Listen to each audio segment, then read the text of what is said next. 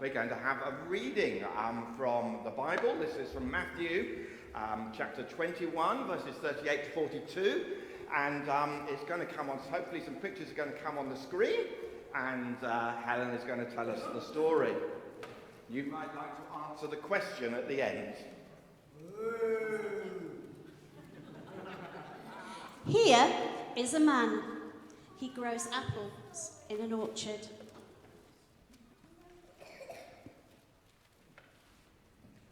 The apples are red and rosy, and it's time for them to be picked. At home, the man has 2 sons. I want you to help me pick the apples, says the man to his first son. No, says the first son, I'm busy. But after a while, he is sorry for what he said to his dad. He picks up a basket and off he goes to the orchard. The man finds his second son. I want you to help me pick the apples too, the dad says. Yes, says the second son. I'll come.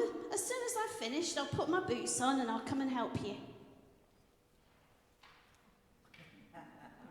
Back in the orchard, the first son is busy picking apples. Look! He's already filled 1 whole basket. I've got the picture of the full basket, you haven't. Well done, says the man. Here is another basket. We'll have this done in no time. They work together until all the apples have been picked. But there is no sign of the second son. He's forgotten his promise. Who do you think pleased his father? The first son or the second son? That's the question. Who do you think pleased his father? The first son, who said, I'm not going, and went, or the second son who said, I will go, but didn't? Which one do you think pleased his father? I had a hand up over there. The first one or the second one? Say it a bit louder. The first one, because he went to the vineyard. Now, I'm just going to give a little talk to the grown-ups now. Hopefully the children might understand a little of it. So if you want to listen, that's absolutely fine. But there are also some things around the edges, some crafts that you can do, some things that you can do to think about which son are you? Which son are you? And there is a verse in that passage that I want us to have a look at. It's just one verse. And it says this. He said it to both his sons. Son, go and work today in the vineyard. So it's talking about following Jesus.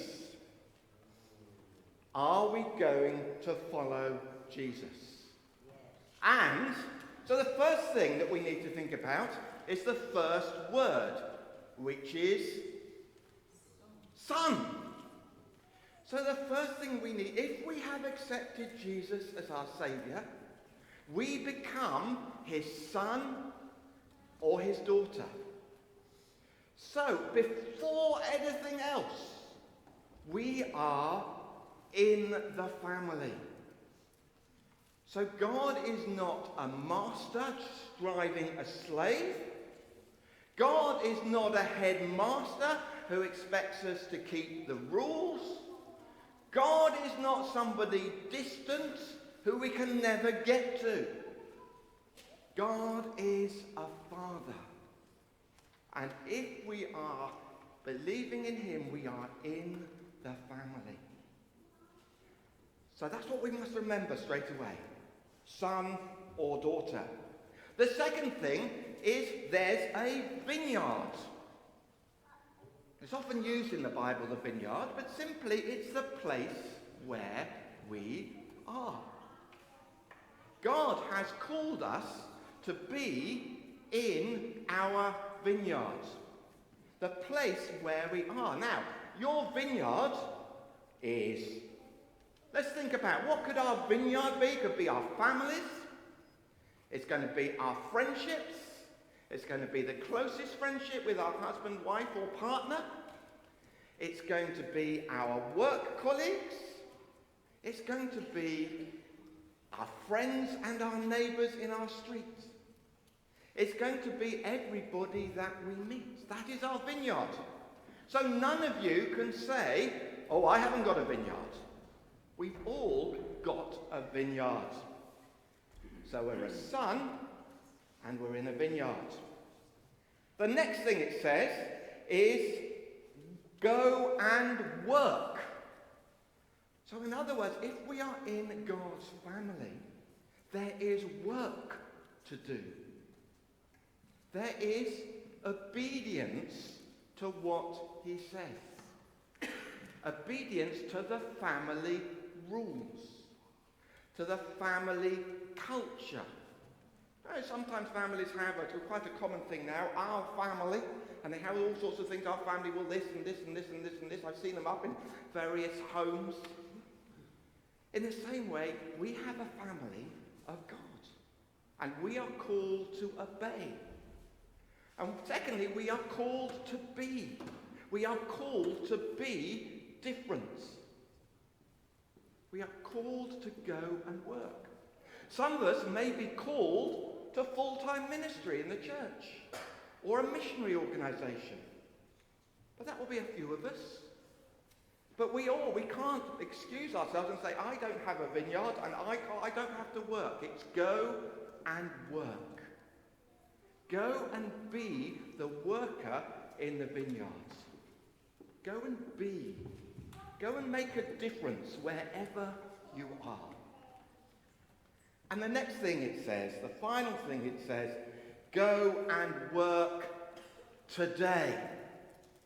Not tomorrow, not when you get older, not when you've had a family, not when you're retired, not when you've paid off all your loans. Today. Today. Jesus says again and again in the Gospels, it's to go and do things today.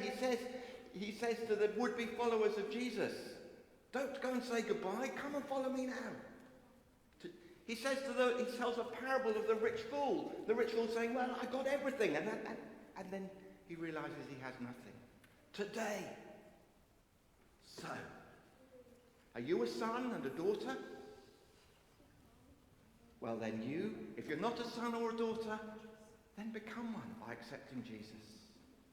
If you're a son and a daughter, you have a vineyard.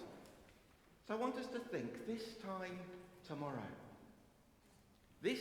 tomorrow, you're in your vineyard. So what are you going to work at? What does working today in the vineyard look like for you? Son, daughter, go and work today in the vineyard. We're going to have a little time of worship now, and we're going to sing a couple of songs, and a chance for you to reflect on that. But I would also like you to think about, there may be people, well, I hope there are some people who want to come and give testimony. Testimony of working in the vineyards. What has been working in the vineyard? What does that look like? What does that look like for you?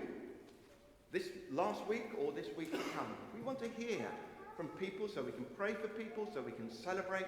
So there's a time for doing life after this time of worship, a time of response where we can share with one another. So if you've got a testimony that you want to share about life, about working in the vineyard, about the goodness of God, then you may want to think about coming and sharing that with us. But let's stand and let's worship together.